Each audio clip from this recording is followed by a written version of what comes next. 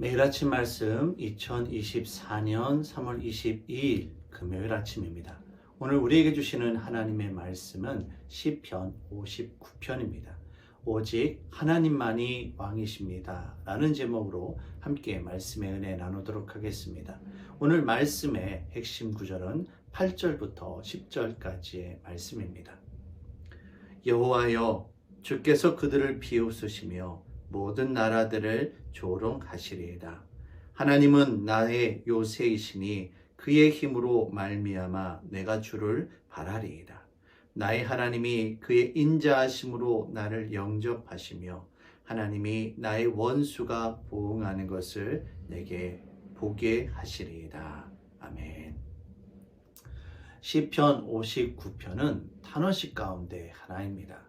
사무엘상 19장 말씀을 배경으로 하는 것으로 사울이 사람을 보내어 다윗을 죽이려고 그 집을 지켰을 때라는 표제어가 달려 있습니다.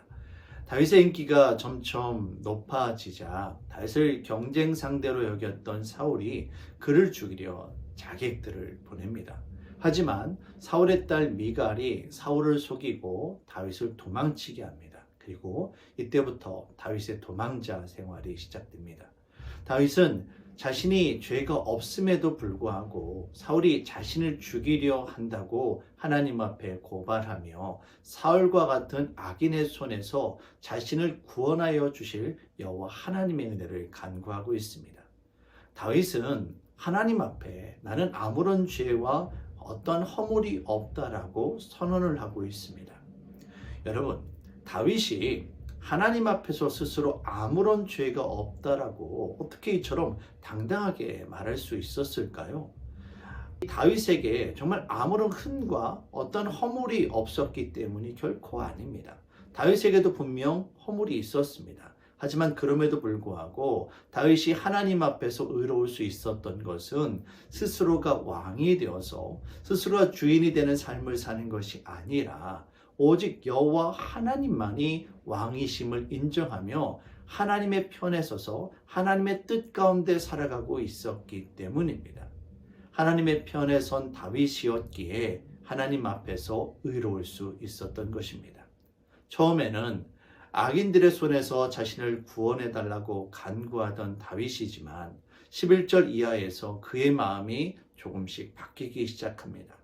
악인들을 심판하시되 완전히 죽이지 말아달라고 간구합니다. 왜 그럴까요?